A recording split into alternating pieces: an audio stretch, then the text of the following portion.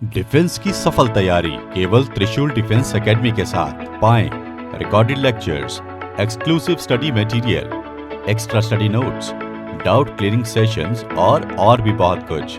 Defence की तैयारी होगी पूरी क्योंकि टीडीए है ना।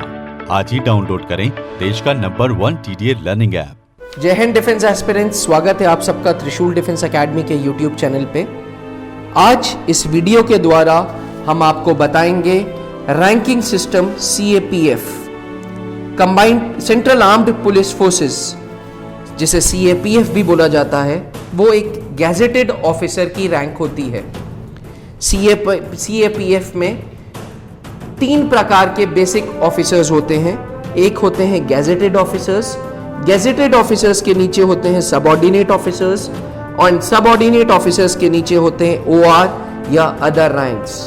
चाहे कोई भी सेना हो, थल सेना, वायु सेना या सेंट्रल आर्म्ड पुलिस फोर्सेस की कोई भी फोर्स हो, हर फोर्स में चेन ऑफ कमांड्स होती हैं, यानी कि हर लेवल पे काम बटा हुआ है और हर लेवल का काम हर इंसान नहीं करता। इसीलिए रैंकिंग सिस्टम CAPF की समझनी बहुत ज़रूरी है। जब हम लोगों ने CAPF के वीडियोस अपलोड किए थे तो बहुत सारे बच्चे ये जानना चाहते थे कि CAPF की ट्रेनिंग के बाद कौन सी रैंक ऑफर होती है और किस प्रकार की रैंकिंग स्ट्रक्चर होती है। तो इस वीडियो में हमने इसी क्वेश्चंस के आंसर्स देते हुए इस वीडियो के द्वारा आपको समझाने की कोशिश की है कि सेंट्रल आर्म्ड पुलिस फोर्सेस में रैंकिंग स्ट्रक्चर क्या है, प्रमोशंस क्या हैं और कैसे आप CAPF के ऑफिसर्स को आइडेंटिफाई करेंगे। CAPF के जैसे ही CAPF की 7 फोर्सेस में से कोई भी फोर्स की ट्रेनिंग खत्म होती है, एंट्री लेवल पे जो जॉब ऑफर होती है उस पे फर्स्ट रैंक होती है असिस्टेंट कमांडेंट की। असिस्टेंट कमांडेंट एक कंपनी को हेड करते हैं और इनको आइडेंटिफाई करने का तरीका है, इनके शोल्डर्स पे 5 पॉइंटेड स्टार्स लगे होंगे।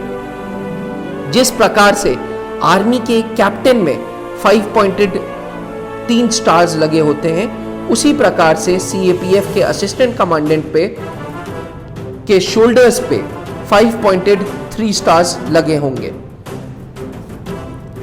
पुलिस फोर्सेस के ACP रैंक के इक्विवेलेंट होते हैं असिस्टेंट कमांडेंट। 5 साल की सर्विस के बाद डेप्यूटी कमांडेंट यानी कि DC की पोस्ट ऑफर होती है। डेप्यूटी कमांडेंट का काम बटालियन की वर्किंग से होता है। अब कंपनी से उठ के वो बटालियन की वर्किंग पे आ जाते हैं। डेप्यूटी कमांडेंट को आइडेंटिफाई करने का तरीका है, डेप्यूटी कमांडेंट के शोल्डर पे अशोक स्तंभ या नेशनल एम्बलम लगा रहता है।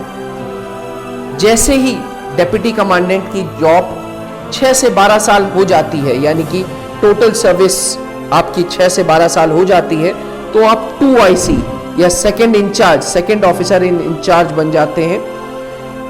CISF फोर्सेस में कोई 2IC की रैंक नहीं होती। CISF में डायरेक्ट कमांडेंट की रैंक होती है। Except for CISF, all other forces of CAPF will offer the rank of 2IC। Deputy commandant के बाद 2IC की रैंक ऑफर होती है।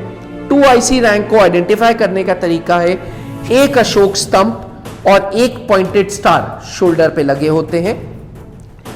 एस्पिरेंट्स, जब कभी भी आप वर्दी में एक अशोक स्तंभ के साथ एक पॉइंटेड स्टार देखते हैं तो आप समझ जाते हैं कि ये 2IC है, जो कि CISF में इक्विवेलेंट है कमांडेंट की रैंक के।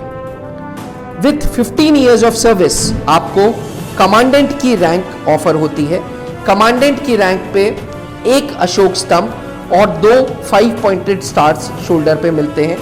कमांडेंट का काम बटालियन को लीड करने का होता है। आमतौर पे एक बटालियन में 5 से 7 कंपनीज होती हैं। जो मैंने आपको पहले बताया था कि असिस्टेंट कमांडेंट कंपनीज को लीड करते हैं, वहीं कमांडेंट पूरी बटालियन को लीड करते हैं। CISF में ये इक्विवेलेंट होते हैं सीनियर कमांडेंट के। Apart from CISF, her force में 2IC के बाद कमांडेंट की रैंक होती है सीएपीएफ में। सीएपीएफ के commandant is equivalent to colonels in Indian army. Indian army के colonel rank is equivalent to commandant rank in CAPF. Commandant के बाद डीआईजी लेवल की जॉब ऑफर होती है। एक असिस्टेंट कमांडेंट को, एक नए रिक्रूट को ट्रेनिंग कंप्लीट करने के बाद 24 साल सर्विस के बाद डीआईजी का पद ऑफर होता है और डीआईजी के पद पे रिजर्वेशन स्टार्ट हो जाता है आईपीएस का।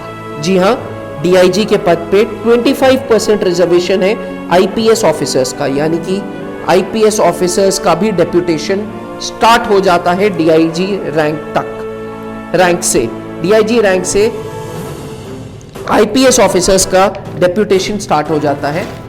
डीआईजी साहब को शोल्डर्स पे एक अशोक स्तंभ और 5 पॉइंटेड स्टार्स ट्रायंगुलर फॉर्म में अरेंज होते हैं। जब भी किसी ऑफिसर के एक अशोक स्तंभ और 5 पॉइंटेड स्टार्स ट्रायंगुलर फॉर्म में 3 अरेंज दिखेंगे तो वो डीआईजी रैंक होगी।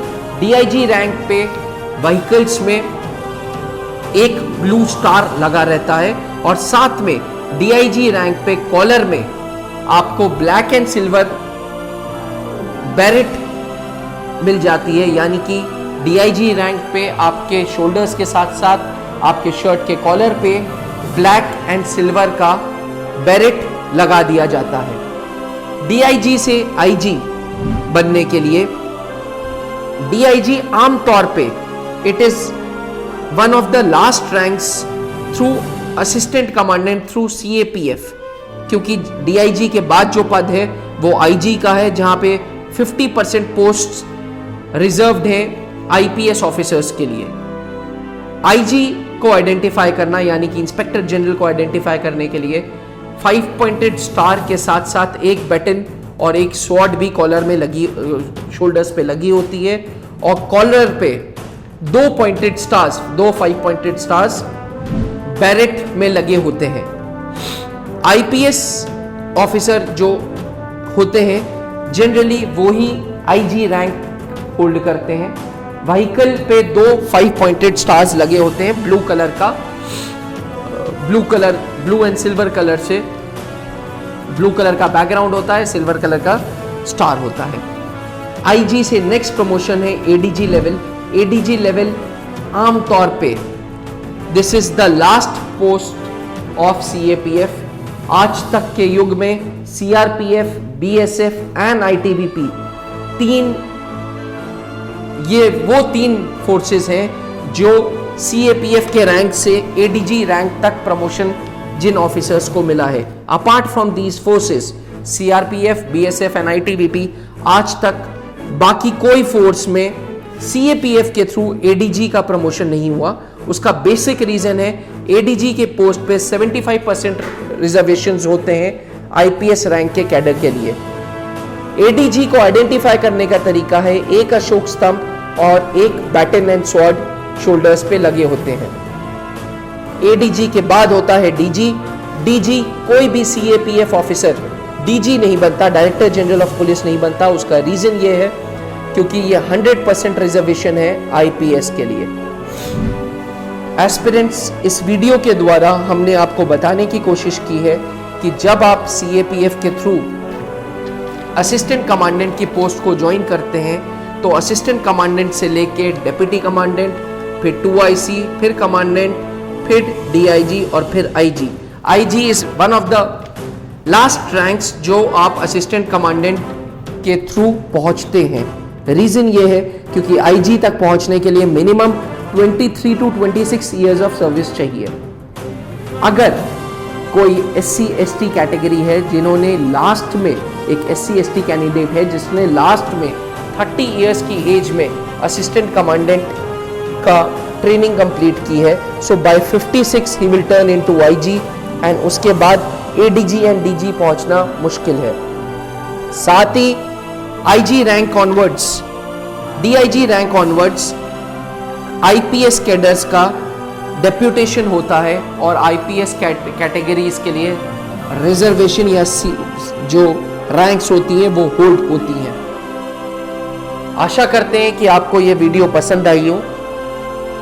अगर आप हमसे टेलीग्राम पे नहीं जुड़े हैं तो this is the best time, because Telegram पे हमारे साथ आप जैसे 8000 सब्सक्राइबर्स जुड़ गए हैं जो हमारे वीडियो के द्वारा, हमारे चैनल के द्वारा regular defence updates, regular defence के नोट्स, रेगुलर एग्जाम नोटिफिकेशंस की इंफॉर्मेशन फर्स्ट हैंड ले रहे हैं।